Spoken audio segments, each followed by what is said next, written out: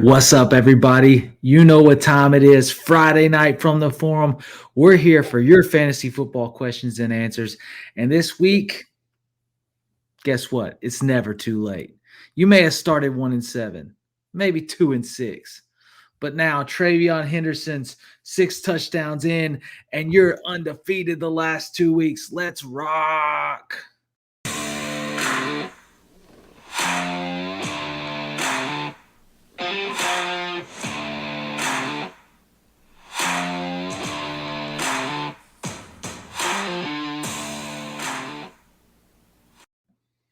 What's up? What's up, everybody? Joe, it's happening.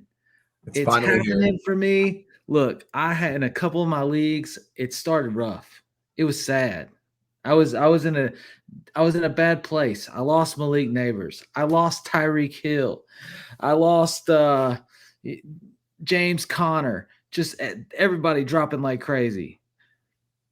But now I am on a 3-win streak. I'm looking like I'm going to pull the playoffs out the bag. And Dobbins is hurt, so my RJ Harvey shares just went through the roof. We might make this end of season run. What's up? Dude, you know what? This J.K. Dobbins thing, I might have a shot at winning Fishbowl. I'm currently 32nd, and I have had I've had Harvey sitting there useless all season. I've never played him. Had him in the 5th round.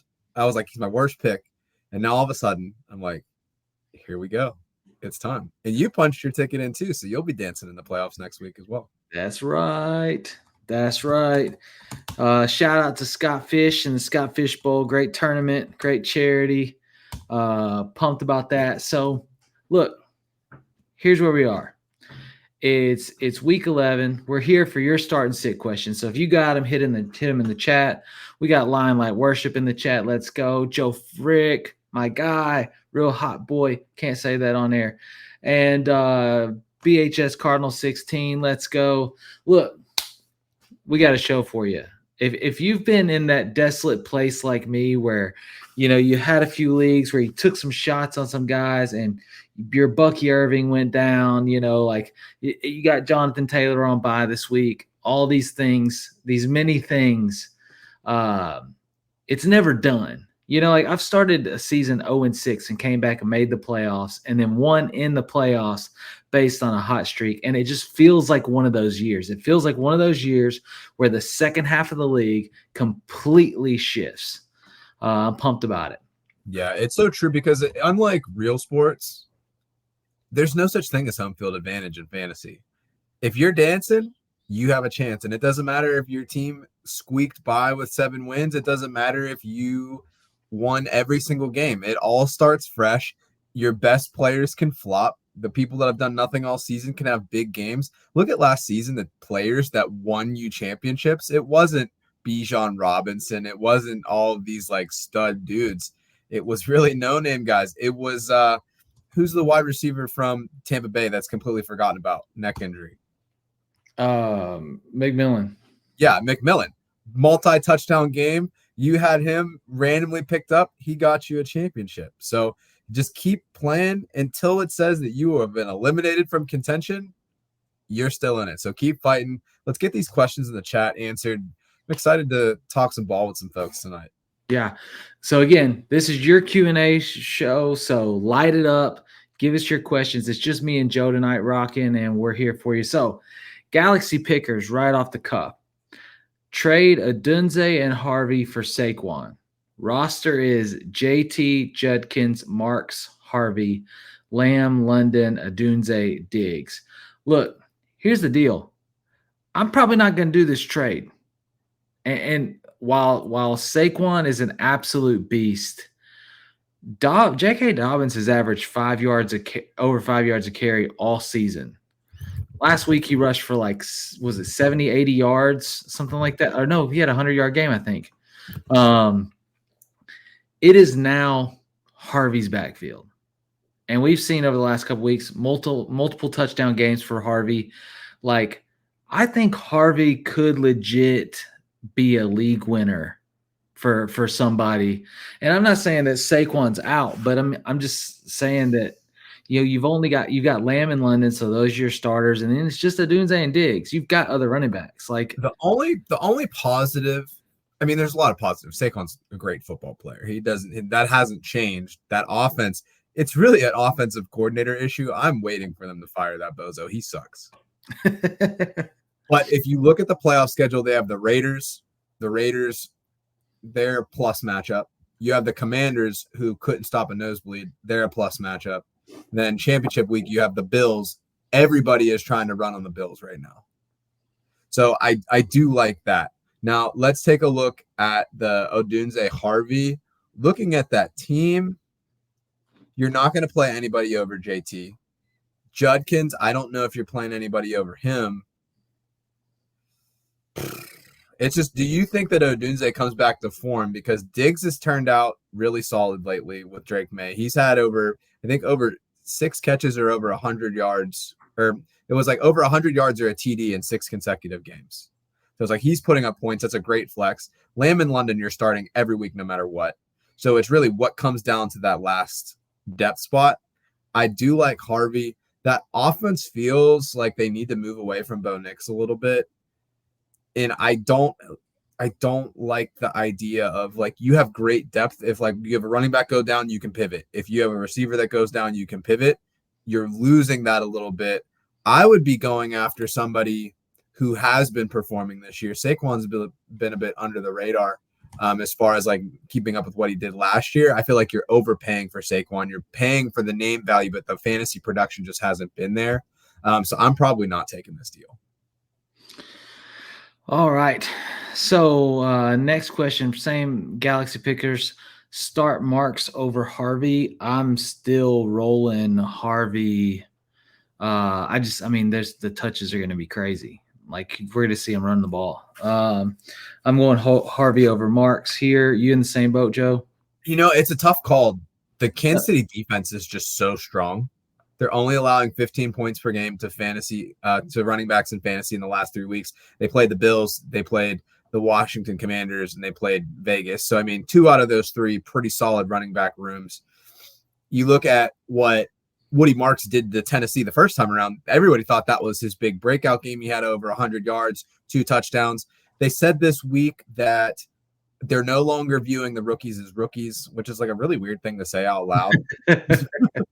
But I really do like that matchup against Tennessee. Yes, Nick Chubb is there. He only had 5 carries last week. So, yes, I do like RJ Harvey. I think RJ Harvey is a top 24 running back this week. I just like the matchup for Marks a little bit better. So, I'm just leaning ever so slightly to Marks. And that's just a compliment to the Kansas City defense more than anything. Look, and there's gonna be some times that we disagree. I love, like, this is like one of those things where, like, somebody asks you, are you fiscally responsible person? Like, if you break it down the stats, if you do dollar, you go, yes, Marks, it makes sense. Like against Tennessee, it's rough. This season has been such a like go all out or go home for me in fantasy that's been like my trend. Like I tend to lean towards players with huge upside, like big play potential, the explosive plays that we could see, especially, in Fishbowl where you got all these bonuses and things like that, so that's why I lean Harvey. I just think he's got more chance to pop, but I mean, either one are great. So hopefully that gets your question, Galaxy Pickers. We don't have a tiebreaker here this week. Where's Matthias? Yeah, right. Where is he? He's lurking in there somewhere. Yeah. Ruben in the chat. Who should I flex? AJ Brown or Woody Marks? Current wide receivers are Nico and T. Running backs are Javante and Warren. AJ Brown said on Twitter, don't start him in your fantasy team.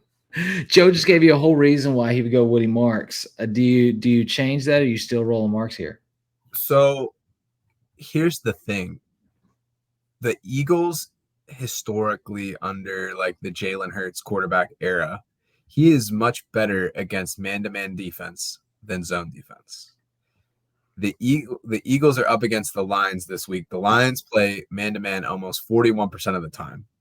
AJ Brown, it screams they're going to feed him the ball. because they're so upset and like with what he said on Twitch or wherever he was streaming on, which was funny because if you saw the report after that, he was like, look, I said all the right things. And then I was just messing around with a friend on the stream. And then you guys are turning a big story into it, even though when I said all the right things, you made a story into it anyway. So like, I don't even care anymore. I have this hunch that they're going to try to force feed him against Detroit. I think that's going to be a pretty high scoring game. All that being said, if you look at this lineup that he got this week, so you got Nico Collins as a smash matchup, and him and Davis Mills had a great connection last week. We haven't seen that pretty much all year with CJ Stroud. T. Higgins up against Pittsburgh. Pittsburgh's going to give up a lot of receptions, a lot of yards. Joe Flacco smashed them the last time they played. I'm honestly terrified of what's going to happen again. Javonte and Warren, also great. So it's like, I feel like you could not play either one and you're probably going to win this week, which is great. It's a great place to be. I do like the floor of Woody Marks. And since I feel so confident with those other players, that's where I'm ultimately going to go. But I do think that Brown is set for a pretty solid week. Lord, everybody hopes so. AJ Brown's been one of those where if you've had him on your roster, it's an automatic start. You can't just not start AJ Brown. Yeah. And you just left a lot of weeks sad. We got Albert in the chat. What's up, fellas? Appreciate you, Albert. Thanks for tuning in. Remember to drop those questions into the chat. Tryhard said, where did Bijan go? This has been a thing. Bijan had what? Like multiple 20 plus 30-point games. The last week 4 is 28 point or 20 something points. Week 6, 30 something points, a touchdown and over 200 yards total. Week 7, 20 plus points. And then Miami, you didn't expect it, shut them down. New England, he was fine, but he really just made it up in receptions. He had a 96-yard game, no touchdowns. It's just okay, right? And then last week against Indy, it's not ugly. He still had 84 yards rushing and 2 catches for 4 yards, but you're just not getting Bijan fantasy points. He had 10 points last week, Right. And the hard part is that not only is that happening, but then Algier is getting all the touchdowns. Yeah. It's breaking. So that's super frustrating for fantasy folks. I mean, if you look, he only has, for somebody that was a consensus number 1 overall, between him and Chase, he was easily the number 1 running back off the board, right? He's only had 1 top 10 finish this year in PPR. That is crazy. And that was the Miami game. Yeah. And for I'm sorry. I was looking at fantasy points, not top finishes. No, he's had 1, 2, 3, 4, 5, 6. So, I mean, yeah, he's had 3 weeks that are off. I don't know. I think people are overreacting a little bit. New England's a solid matchup. Indy's a solid matchup. What's going to be interesting is his fantasy playoff schedule. So you got Tampa Bay, Arizona, and then the Rams championship week. The Rams championship week sucks. Yeah, but if you're fighting to get into the championship, if you're just trying to get a playoff berth, he's somebody that I've been targeting because that next 3 to 4 weeks is nice, for Bijan owners. And that Galaxy pickers, people are panicking about Bijan because he was RB24 last week. If you're going to go out there and give away Odunze and Harvey's kind of the hot name right now. Go after a Bijan. Why am I chasing after Saquon? Saquon's been fine, but he hasn't been Saquon 2024, 2025.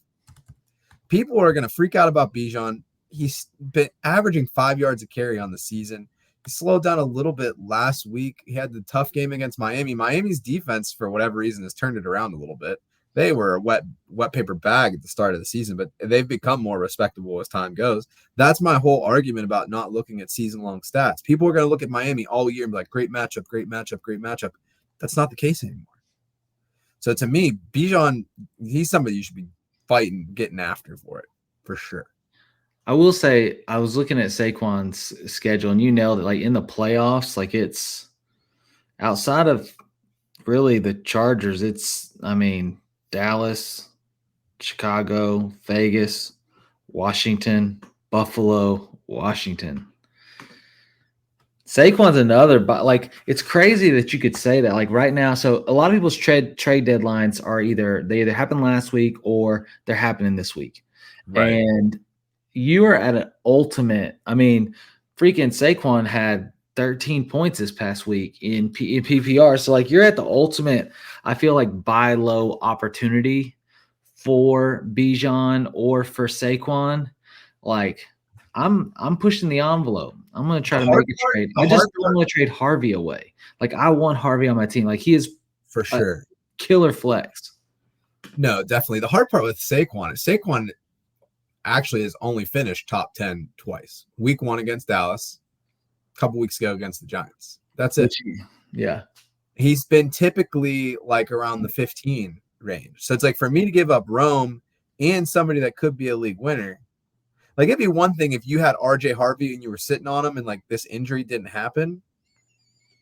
Like if I was getting CMC, if I'm getting Bijan, like if you didn't have Jonathan Taylor, but like with the Colts being on bye, if you're sitting pretty right now and you have that kind of depth, I mean, I understand the Galaxy pickers already had JT, so you can't go out and trade for him. But if somebody has him and somehow has been flubbing the season away, that's the people that you target. Like targeting Saquon, who's been RB11. Here's how you trade. Here's how you do the trade. You just switch one thing. I'm fine with the Dunze going bye-bye. You have Lamb, London, and Diggs. I'm fine with that. You can grab a Juwan Jennings off waivers. Yeah. I want to switch Harvey for Marks. I Or want to deal. Judkins, honestly. No, I want to keep Judkins. But I would deal Marks and a Dunze for Saquon. I think that's the move. Yeah. If they're interested. I know obviously Harvey has the hype. And honestly, with Saquon down and Harvey's narrative right now, it's like the stock market. The stock just went up. You may be able to get Saquon straight if they really like Harvey that much. Be crazy to see. Like people will be trying to be like, "Oh, that's a vetoable trade," but it's a real thing. Galaxy Picker said, "In my professional opinion, AJ Brown has been the worst return on draft capital this year. If anything, he's even with BTJ. Those two are tough. Those two are very, very tough on the season. I don't know. Is there a bigger bust in your mind? I mean, we're not going to count like injuries, right? I mean, injuries do count in your fantasy season. Because I mean, like obviously losing Malik Neighbors early, like that was pretty brutal. Yeah, but Malik Neighbors got you a couple really good weeks before that. Up until a couple of weeks ago, I would put Chase Brown in that list. I don't think Jaden Daniels lived up to snuff. It's that sophomore slump. Kamara has been exceptionally disappointing. If his name wasn't Alvin Kamara, he would not be rostered right now. That's true. He's been pretty tough. Terry McLaurin, I feel like, is a tough one. I do think with AJ Brown and BTJ, like they were back in the first round picks. So it's like you missing on the 4th or 5th round when you drafted Kamara. That's an easier pill to swallow.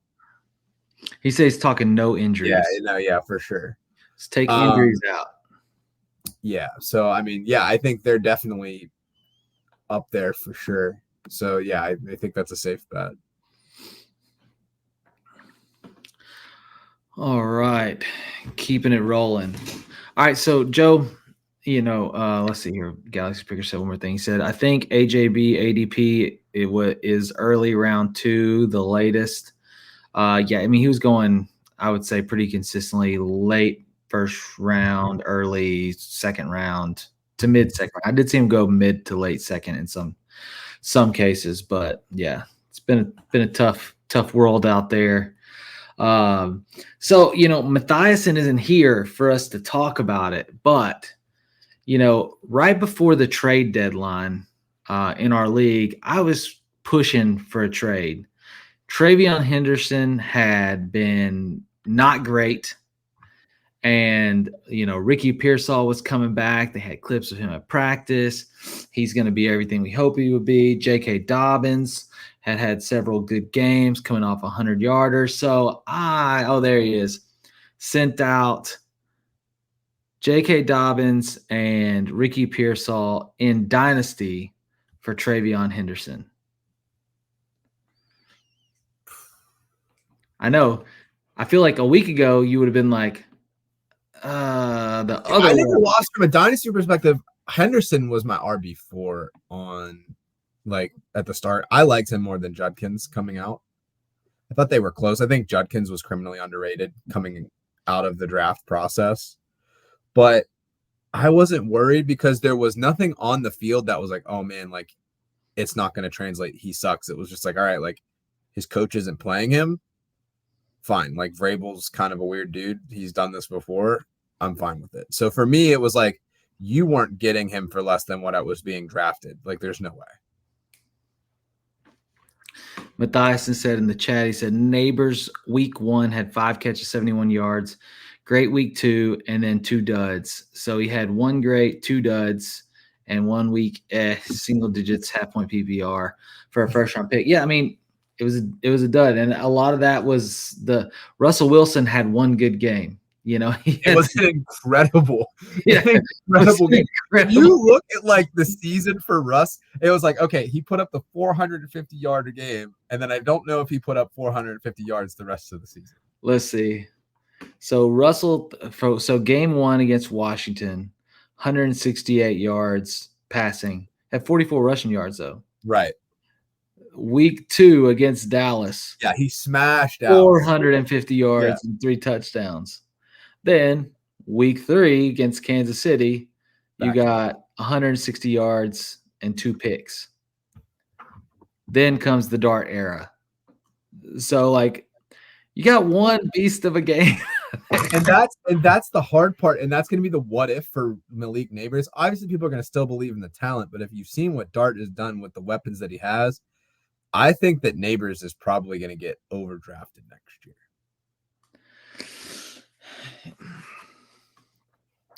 I'm worried about that the Giants offense. Like I think that they did. I mean, Scatabo, Dart, like they got some young offensive studs. The problem is they play like rookies in the fact that they don't protect themselves. Like I knew as soon as I saw Scatabo run the ball 3 or 4 times, I'm like, this guy's not gonna make it. Like he's just gonna get in. Yeah, and I understand he trained himself for it. You know, light poles and everything else. Like he's mentally prepared for the head knocking that he's going to receive, and has built a concussion resistance level that is unknown. But it just he's going to get hurt. Like the way he plays is going to get hurt. And then Dart also just going into contact, running. I mean, he's running the ball more than Josh Allen runs the ball. You know, it's just like, and here we go. He's banged up. You know, and so like the Giants, they're gonna have to tighten that down. And then Matthias said always got to add the Giants stadium as a risk factor. MetLife Stadium, like I wouldn't even want to go and watch a game at that field. Like I feel like I would leave with an injury. It's cursed. It's gotta be. They had to have like built it on some like forbidden land, or like there was like a fire where that used to be or something like that. It's unbelievable. And like I forget who said it, but they said there should be no NFL stadium with as much revenue as the NFL makes as the butt of a joke for like how unsafe it is to play on your field. That should never happen with as expensive of a product that this is. And that there's no urgency to make that better. It's very shocking to me. Let's see. Said, are we worried about London and these nagging injury tags? I'm not. I mean, Penix is just pushing the ball to him, and London's getting open. You know, like you would think a lot of like catches in traffic, but there's so many. Like he's finding the space and the levels in the defense. He's getting open. Like I'm not worried about it. They're gonna play him, especially because Atlanta's competing. Like Atlanta has a shot to get into the playoffs. That defense is nice. That defense, the way that they've transformed that defense, it's very reminiscent of how the Rams kind of redid theirs. Like Atlanta won draft, and it's like, wow, like this is crazy. This is not the Falcons that I remember. Drake London, it's got a back injury right now. It's probably from carrying that offense right now. November 2nd against the Patriots, he had 9 receptions, 118, 3 touchdowns, had the hat trick. Then turns around against the Colts, 6 receptions, 104 for 1 TD. Darnell Mooney's not doing a lot. Kyle Pitts hasn't really done a whole lot. Bijan on a milk carton last week. So it's been all Drake London, and he's probably just sick of it. So he'll be fine. I'm not worried about him. He's young enough that he's still mostly made out of rubber. So you keep grinding for it.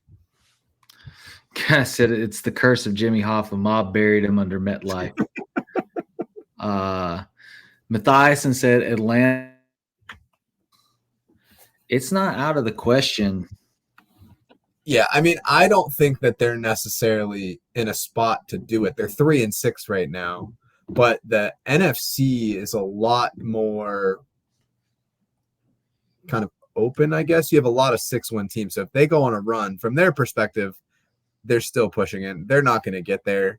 The NFC West probably has 3 teams. You got the Seahawks, Rams, 49ers. The Buccaneers are going to win that division. I don't see Bryce Young holding on with the Panthers, even though they're 5-5. Bears, Lions, Packers, Vikings. The NFC North is going to cannibalize each other, but that's going to be solid. And then you have the Eagles and then the Island of Misfits with the Cowboys, the Commanders, and the Giants. So, yeah, it's crazy. You know, there's still, I say this, we still have, 7 weeks. You'll have 7 weeks plus this week, so 8 really. Yeah. So you got 8 weeks. The league is not that separated. You look at the NFC North, like the leader is 6-3, right? You look at the NFC South, the leader is 6-3. Yeah, that's right, baby. We're still up at the top spot. So, like, a team sitting there with 3 wins can easily push their way up. So he said, so if we believe Atlanta the playoffs, so you agree the Vikings have a chance too at the playoffs? They could. I mean, there's definitely a chance. They need to reel off some wins real quick. I think the biggest thing is going to be those divisional games. They've got the Bears, like this game against the Bears this week for them is going to be huge. The Bears, then they got the Packers the week after that. Like this next 2 weeks is really going to make a break. Well, and see, here's the thing. They're only 2 games back. Right. Like they're 2 games back from being right there with the Lions. So like if they were to win the next 2 weeks, like if they beat the Bears, that pushes the Bears down to 6-4, and then puts them to 5-5. Then if they beat the Packers, that puts them at 6-5. I mean, it's absolutely possible. What's their schedule look like beyond that? So you've got 2 tough ones there, and then you got Seahawks. But then following that, look at this. You got 3 should be okay. It's like compliment Cowboys, Giants. Yeah, it's like the compliment sandwich where it's like you put like 3 nice things and then you say something that's like the actual criticism and then you do like 3 nice things. Their schedule is like the opposite of that. So they have like 2 divisional games back-to-back, Bears and Packers. The Seahawks, that's going to be a brutal game for them. Like that's going to be tough. But then you get Commanders, Cowboys, Giants. There's your like little nice, like you need to win all 3 of those weeks for sure. And then you probably need to win. You got to at least split with the Packers. You're going to need to win that home game on Christmas against the Lions. The Bears are going to want to handle business. So they're going to have to go on a little bit of a run. Is it possible? Yes. Do I think that they will? Probably not, because I have no faith in Mr. 9 or whatever he's calling himself these days. Mr. 9. Mr. 9. I've really enjoyed this year. Like this year, the parity is definitely prevalent this year. There's not a lot of teams that are running away with it. We definitely have some teams that have kind of like taken stuff up at the top, but the kind of like the last 3 or 4 playoff spots, like the wild card spots, are all absolutely wide open. There are some divisions that are more or less kind of wrapped up, but those wild card spots, it's going to come down to the final week of the season, which is what the NFL wants anyway. I don't know that anything's like wrapped up necessarily. I mean, I guess the closest thing might be like the AFC South. The Eagles, there's no way they're losing the East. Yeah, I would say the Eagles and the Colts have Right. the biggest shot to hold. I mean, they've got 3 game leads. Mhm. But for the most part, I mean, like the Bears and Lions, tight. The Buccaneers, Panthers, tight, which is wild. The Ravens pretty much already have the AFC North locked up. 49ers, Rams, and Seahawks, tight. You Yeah. got 2 7-win teams and the 49ers right behind them with 6 wins. Like it's going to be fun to see how it all plays out. Speaking of that, I mean, if you're trying to win your fantasy league and JT has been an absolute monster, I know everybody is worrying about this. Tryhard said, "Do you think JT can stay healthy?" What do you think, Joe? With the workload he's getting, traditionally he's not somebody that's been viewed as a somebody that lasts per se. I mean, he's missed time. What every single season minus his sophomore year, he's missed Uh time. no, JT is a yeah, I mean, here's the thing about JT. So he's missed some time in the NFL. You're going to get bumps and bruises. That's just the way that it goes. Sophomore year, you're right. He was AP All Pro, like offensive player of the year. He came in second. Leading up to the NFL, his durability was one of his biggest calling cards. He didn't miss a single practice in high school, in college. It was until he got to the pros that it was like, all right, like I'm Yeah, getting it hit caught by up with him. Just to say, no, sure. it caught up with him. I have no concerns about him staying healthy. I'm riding it till the wheels fall off. I think that he's done a great job of not taking like pretty heavy hits. And two, it's just I just you can't play like that. Like if you anybody can get hurt any given week. I mean, you look at Scatterboo, you would have said, hey, he's probably gonna get a concussion, har. Like dude got tackled from behind and sat on his ankle. Like you can't plan for that. Look, I honestly believe he probably has had like 3 concussions since he started running the football a lot or getting a lot of carries. He just is so used to concussions. It's like how his brain normally functions. So, no, I mean it's oh man, he's gonna have to learn to protect himself. All right, so we got Galaxy Picker said any solid wide receiver stashes pickups from waivers. These are the people available: Naylor, Burden, Io Manor, Higgins, Tillman. I, if I was looking at this list, I would tell you Higgins. Like Jaden Higgins, had a great game. The problem is CJ Stroud is not playing great football right now. So like this week, yeah, Jaden Higgins up. Last week, yeah, Jaden Higgins up with Davis Mills throwing the football.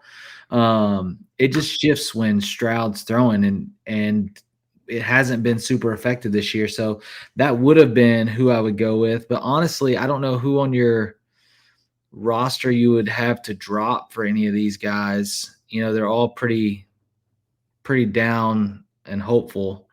I mean, Joe, I think you've talked about burdensome. Is there anybody here that you're like, I want to grab? I mean, I can rule out a couple of folks. Naylor is not somebody that I'm looking at. I know he had the big game last week, but Minnesota's not throwing the ball enough with McCarthy that you're not going to have that consistent upside there.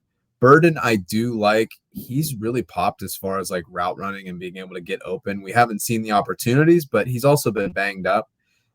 I like the Chicago offense. I like what they're doing. You're hoping that he can overtake, and DJ Moore's kind of been looking more or less flat outside of that wide receiver 3 performance he had a couple weeks ago out of nowhere. Alec, I like as a prospect. I don't have any faith in that Tennessee offense. He's not somebody that I'm stashing right now. Jaden Higgins, just like you said, I like a lot. There's some concerns there. Him and Burden would be the two. Tillman, unless they find a new quarterback, Dylan's Gabriel is not throwing for enough yards to make him relevant. So they're running a lot of 2 tight end formation. I feel like Fannin and Njoku are going to be the most consistent targets. We saw Jerry Jeudy have a good game, scored his first touchdown last week, but you're not getting the Joe Flacco chuck it experience that we got last year, where we saw Tillman have that stretch of where he was a wide receiver 1 for 3 weeks. So to me, it's go with the young guys. It's unproven. I would want to see them excel for a couple of weeks before I throw them in the lineup, but I would rather have them than somebody that's just kind of sitting there putting up 6 to 8 points every week. I'd rather have them on the bench with a dud in the event that something happens. The hard part about wide receivers is it's like, okay, so you're looking at Burden, you're looking at Higgins. When a running back, I like keeping running backs as stashes because typically there's only one guy that you have to have get injured and then they immediately become relevant. A wide receiver, you have 3 or 4 guys that are out there playing in consistent snaps. Even if the guy that you would slide in for gets hurt, that doesn't put you at the top of the pecking order as far as targets. So it's a lot harder for wide receivers to become more relevant. But I think that Burden and Higgins are going to be your best bet. All right, moving on. Purdy or Flacco. Look, this is simple. You go with Flacco. Since Flacco started playing for Flacco's been balling. He has first game, right? Or Green Bay, 219 yards, 2 touchdowns. Pittsburgh. Well, I think he got traded for the Pittsburgh game, right? No, he played. Green Bay was his first game for Cincinnati. He came in that Thursday. And then that week he was quarterback 15. Then you get Pittsburgh, 342 yards and 3 touchdowns. Then you get the Jets, 223 yards and 2 touchdowns. Then you get Chicago. Then you get Chicago, 470 yards and 4 touchdowns. Quarterback 2. He's been on bye. He got a little rest. He's coming back for week 11 against Pittsburgh, who rewind. He went 350 yards, 3 touchdowns on and Purdy is just coming back from injury. He's been watching Mac Jones play. Okay. The weapons aren't as heavy. I'm out. Give me the old man Flacco and we're riding to the ship. Smitty says start 1, Monty, White, or Hunt. Who you want, Joe? Give me Rachaad White. He has a good matchup this week. He was my only fantasy subscription of the week if you watch my Wednesday night show. So I'm really high on him. I believe I have him in the running back 15 range this week. Let me double check my numbers here. Yeah, running back 15. Monty, I think, has a tough matchup this week. The kind of the game back. What's that? I saw Bucky was at practice. Is he back? Bucky's out. Bucky's out for the week. Chris Godwin is out for the week as well. But if we're looking at the matchup for Detroit, Detroit's got Philly. Philly's pretty stout against the run. They have a great front 4. They've acquired Jalen Phillips. But if you look at the running backs who have had moderate success against Philadelphia this year, they're pass catching backs. Monty isn't a negative as far as pass catching. He just doesn't get a lot of opportunities because he's not Jahmyr Gibbs. So to me, Monty is an RB3 this week. Kareem Hunt matchup, not great. Denver is really stout against the run as well. So for me, it's Rachaad White really easily. And if you're really in a desperate spot, I also think that Sean Tucker could have some back end RB2 possibility this week. So yeah, give me the Tampa run game. All right, to Smitty, do you think Bryce Young will go on his end of season playing good run? So the answer is no. Look, Bryce Young, they've been good. They've been better. They're trying to make a run for the playoff spot. But his end of season, his next 3 games, brutal. Atlanta, San Francisco, and the Rams. All 3 good defenses. San Francisco is probably the lightest out of those, and that's saying something. Then they get a bye, and then he gets his best matchup, New Orleans, which is not really great for passing. New Orleans has been a neutral matchup for sure. Yeah, they're not a plus matchup. It's all through the ground. Then you get Tampa, Seattle, Tampa. No, thank you. It's a pass for me. I mean, I hope so, but I'm not staking anything on it. If it happens, it's going to be one of those I didn't expect that. What a surprise. That was me last year for sure. Wait, what? Yeah, that's a tough end of season run right there. Galaxy Pickers, what do we think about Corum for a stash in the playoffs? I don't hate it. I love it. Yeah, Corum, if you look, since Corum has been drafted, Kyron Williams used to be on the field all the time kind of guy.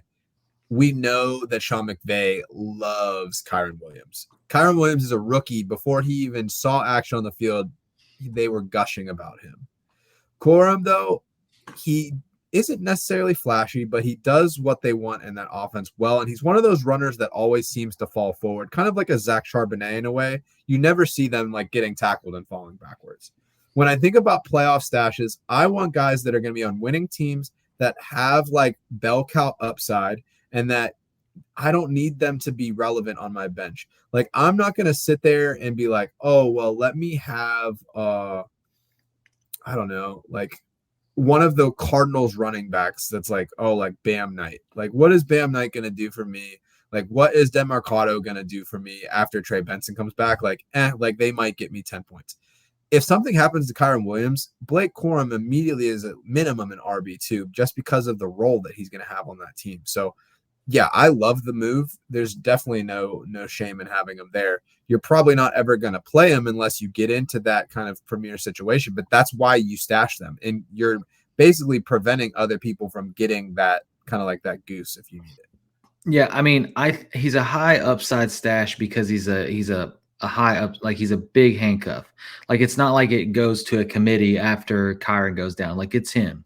And so I will say this, though, his schedule is not great. Like, he's got Detroit, he's got Atlanta, he's got, I mean, Arizona's feasible twice. He's got Detroit, Seattle. Like, it's not great. No. He's still stashable just because of, like, if Kyron goes down, the volume. Well, for sure. And I think the thing too to remember, like, I don't know if I would put him in like my top 3 or top 5. Because if you look at the Rams in the red zone, they don't run it a lot. They're saying, hey, I'm throwing a fade to Devonta Adams. Hey, where's Puka at? I'm going to get him into the end zone. Like, they throw an absurd amount inside the 20. Matt Stafford. But I mean, yeah, so that's the big concern. So I think, like, who would you say is like your top stash? To me, like, it's probably Algier. Algier's a strong stash. Yeah. I'm trying to think of who else like would I be interested in. Nothing from the Chargers, nothing from Green Bay. Ollie Gordon could be interesting, but I just don't have enough faith in that Miami offense. I honestly don't hate Ken Gainwell. We see how they bell cow the Steelers running backs. The Steelers run more than pretty much most teams in the league. So, like, I like Kenny Gainwell a lot. He's probably available in most leagues. Yeah, Kenny Gainwell's a great one. Yeah, but Dylan Sampson, I think, is also a great one. Dylan Sampson's solid, and he has that pass catching upside that you don't really see with Judkins too much. I think like a Tank Bigsby. Yeah, and speaking of Tank, like Bashal Tootin is strong. Like Bashal Tootin, I would rather have Bashal Tootin than Corum. Yeah, me too. All right, key roll in. Matthiasen said, half-point PPR, start 2 running backs, 2 wide receivers, 1 flex. King Henry, Rashad White, Aaron Jones, K9. So 2 running backs. Who do you like? I know you said Rashad White. Yeah, I do like Rashad White. Henry has the Browns at home this week, which I don't know what happens when they play here, but it's their defense is like night and day different. Derrick Henry played them week 1 in Baltimore, or week 2 in Baltimore. He scored 2 fantasy points. He had 11 carries for 23 yards. He was wide receiver, or he was running back 61. Now, that team is a lot different now. The Ravens are a lot different now. So I'm not saying that you can't play Henry, but I don't feel great about it like I would in other situations. To me, the easy one, obligated. Yeah, it's more of like an obligation thing. I think Rashad White is the must start. I can't stomach myself playing Ken Walker just because of the split backfield. Seattle has the Rams. The Rams' run defense is sick. So there's we may have a world where 3 running backs start. So like you get to wide receivers.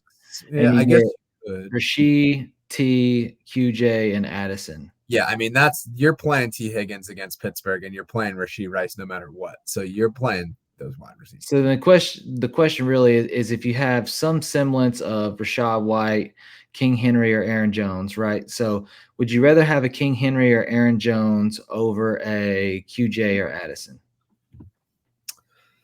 Well, if he already started Diggs, you only can play 2 more wide receivers, and you're going to play Higgins and Rice. Yeah, I agree. So then that's done. So it's basically what 2 running backs are you going to start? I can't count apparently. I would say Rashad White. I might have to adjust my rankings now that I'm sitting here. I might be saying Aaron Jones. He looked good last week. He looked good last week, and Jordan Mason is becoming a non-factor for that offense. He was unable to do anything with that backfield when he had it to himself. I would feel better about Aaron Jones in a full PPR setting because he does get the receptions. Derrick Henry, that's not really his thing. Aaron Jones only had 9 carries last week. It was really the touchdown that saved him. I got to go with Henry. I'm living in my fears. So I'm going to go with You got too many weeks that were like, eh. All right. I mean, you're going to get your floor, I think, is Aaron Jones' production last week with Henry. Like, all right. Would you rather stash Bigsby or Corum? Bigsby. All right. Start 3, Rashad White, Shakir, Sticky Ricky. I hate that nickname. Never say that again. Tet, Wandale. I appreciate all of the context behind this, by the way, Jason. This is like, you are like in my brain right now. Start 3. Well, you already said Rashad White. Rashad White is an easy yes. I think Wandale is also an easy yes. PPR machine. Starting Theo Johnson, that doesn't scare me at all. I like that matchup a lot, actually, for the Giants. And not so much because Green Bay is a good defense. Like, that's not, but it's just the fact that that Green Bay is going to go up in this game and Jameis is going to be slanging. So who's your third? I don't think that McMillan is playable right now. And I don't have a lot of confidence in Ricky Pearsall. With soft tissue injuries, that first game back, that makes me uneasy. So I'm going with Khalil Shakir. All right, there you go, Jason. Start 1 this week. Bo Nix, Aaron Rodgers, Purdy, McCarthy, Geno, Brissett, Winston, Tua, Mariota. Man, hold on. Let me look at my stuff here. So we got Bo Nix is a no. Rodgers is a probably not. Purdy is a no. Rodgers is intriguing. Rodgers is intriguing, but they're playing Cincinnati. Last time it was the shootout between him and freaking Flacco. It was 200. It was the Icy Hot Bowl. Yeah, it was 250 yards and 4 touchdowns for Rodgers that week. Now I'm not saying that he's the one, but I know. You know, it's funny because that was the week that I gave you all that crap about giving. I know, and I went and I said I'm going. I said start Rodgers over Jalen Hurts, and you berated me for it. You know who I actually like the most out of this whole list is Tua against Washington. Oh God, I don't want it. I can't do it. I mean, Washington is just cheeks right now. I think that Jalen Waddle is going to have an insane game, which means that Tua is also going to have an insane game. So I would say Tua number 1. I would say, go ahead. You said Tua number 1. So I would say I have most of these guys adjacent to each other in rank. So I have Tua at 14, Mariota at 15, McCarthy at 16, Rodgers at 17. And then I have Brissett at 20. Geno Smith has a good matchup against Dallas, but Geno Smith in good matchups has also flopped how many times this year? He's QB 21 for me. I'm going with the old man. Give me Aaron Rodgers. Let's go.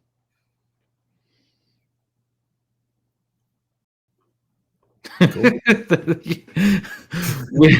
Which 2 guys should I put on my bench for stash? Nick Chubb, Pacheco, Tootin, Corum, Isaiah Davis, Emmanuel Wilson, or Stevenson? Okay, hold on. Before you even answer that question, do you think Stevenson gets his job back? Yes. It is a Mike Vrabel thing. It is a Mike Vrabel thing. We're going to get excited about Travion Henderson. He's going to have these couple big games, and then Stevenson's going to come back. They're going to let Henderson carry him downfield through the 30 to the 20, and then once they get in the red zone, they're going to put in Ramondre, and they're going to let Ramondre punch it in. It's what they're going to do, and it's going to make everybody mad. Yeah. So I think with that, I don't disagree. That is the most Vrabel thing that can happen. If it doesn't happen, then Vrabel's been redeemed. Like he met Jesus or something, and everything's better. Mike Vrabel is the only person to ever successfully play just the tip. Like, what are we doing here? Like, this is crazy. So I think Stevenson has to be one, just with how successful the Patriots offense is. And then on the flip side, if something happens to Henderson, then Stevenson, I like that. Tootin is probably the second one for me. Chubb is he's getting 5 carries a game. Pacheco, Tootin for me. It's Tootin for me, and then Pacheco will be third only because of volume. Yeah. He's healthy. All right, keep it moving. Start one quarterback this week: Rodgers, Geno, or Brissett. I think we hit this question on a longer version of it. But yeah, we did. Well, so you said Rodgers, I said Tua. Yeah. My quarterback is Dak. It's the same guy. You must be multiple leagues. My quarterback this week is Dak, but I use Jones weekly. Also, Joe Burrow. Should I drop Joe Burrow after I paid $3 for him for Judy or Ridley? My wide receivers are Chase, London, Nico, Sutton, Terry. I'm good. I would keep Joe. Especially, I will say this.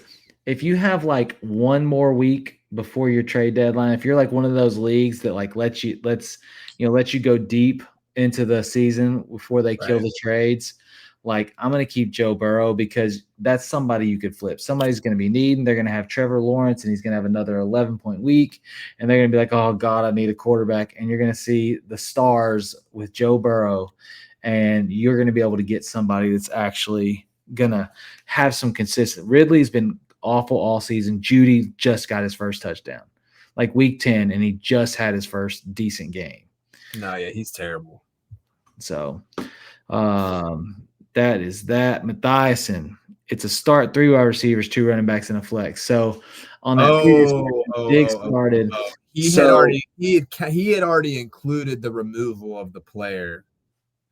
Yeah, so it sounds like to sum it up, it was T. Rice for sure. It was White and Aaron Jones for sure. So you're right on the money. That's what we said. And then Henry is Henry over like QJ, and the other one was let me see, Addison. Yeah, I would play Henry over both of those. Yeah. Go Yachty in the chat. Appreciate you tuning in. Hit that like button. By the way, everybody, you're tuned in. Hit the like button. Hit the subscribe if you're not. We appreciate the love. DeMarcado or Tajay Spears this week. Probably going to be DeMarcado. It's weird. You think Bam Knight's going to be the guy, and they're going to feed him until Benson gets back. And then, especially after the DeMarcado, fumble for the end zone deal, which, by the way, if that play makes its rounds, this is not an advertisement, but if you haven't seen the new movie Chad Powers, it is the pinnacle of the story, and you should watch it. It's awesome. What is that on? It's on Hulu. Okay. Oh, dude, it's actually good. Now it ends in a cliffhanger that will leave you angry, but it's good. Let's see. I'm with you though. I'm with you with the DeMarcado take, only because of the fantasy points per first down. Yeah. I like, just in a standard PPR, Tajay Spears seems to be like the best sign of life that they have on the Tennessee offense right now. But DeMarcado is going to just get those extra points from the first downs. I have them ranked adjacently in half PPR, but I think that getting that bump for the first downs, although that Arizona backfield is so confusing. I thought that he was dead to rights after he dropped that fumble, and now he's lead the team the last 2 weeks. So it's interesting to watch. Yeah. The let's see here. Shakir, Addison are worthy at the flex. Let's see. Not worthy. For sure. He has done absolutely nothing, especially now that Rashee Rice is back, and I think that's going to be a fairly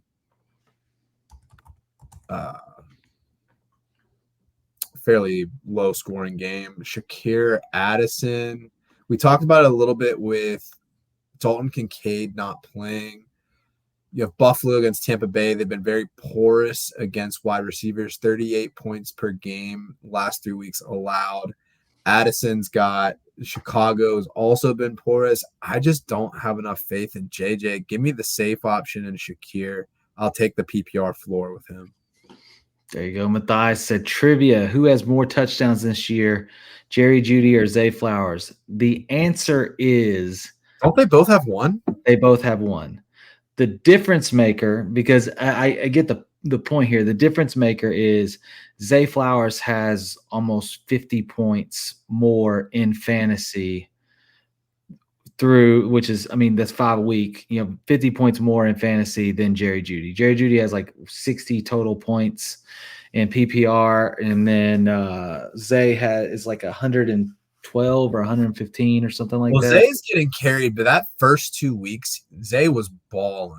He said the point is Flowers sucks. You know what's crazy is that Flowers is a much better real life football player than he is in fantasy, and that's just a testament to the way that the Baltimore Ravens offense operates. Like they don't hyper target him at all. I feel like he's one of those guys that's consistently open, and they don't really do anything with him. Like he's not like a featured player in that offense whatsoever. The crazy thing is, outside of one game, every game he has more than 5 catches.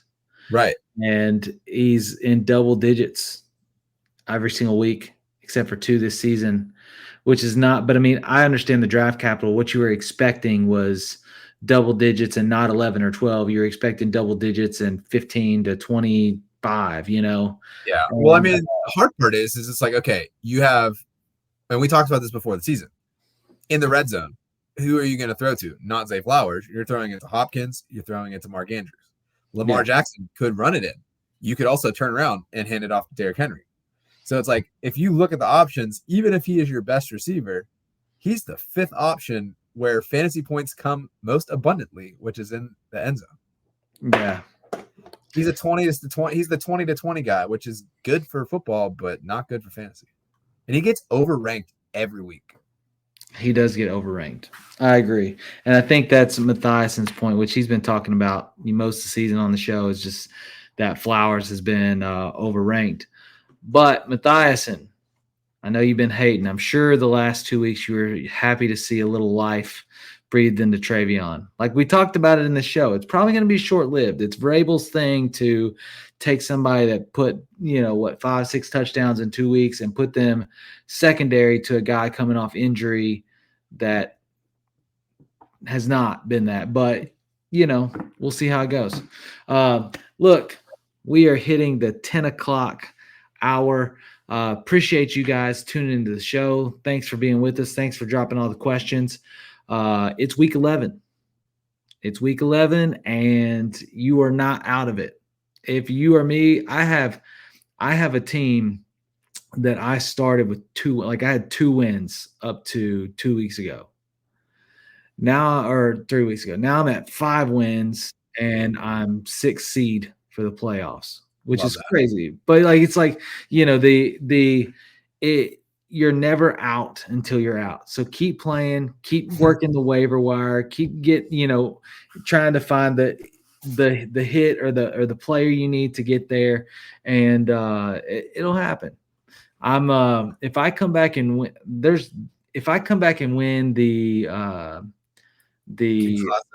the Kings Classic, it will be absolute insanity. I don't think that I can go to the Expo if that happens. It would be absolute insanity. I have worked that roster, and Travion's now going. I'm getting Bucky back.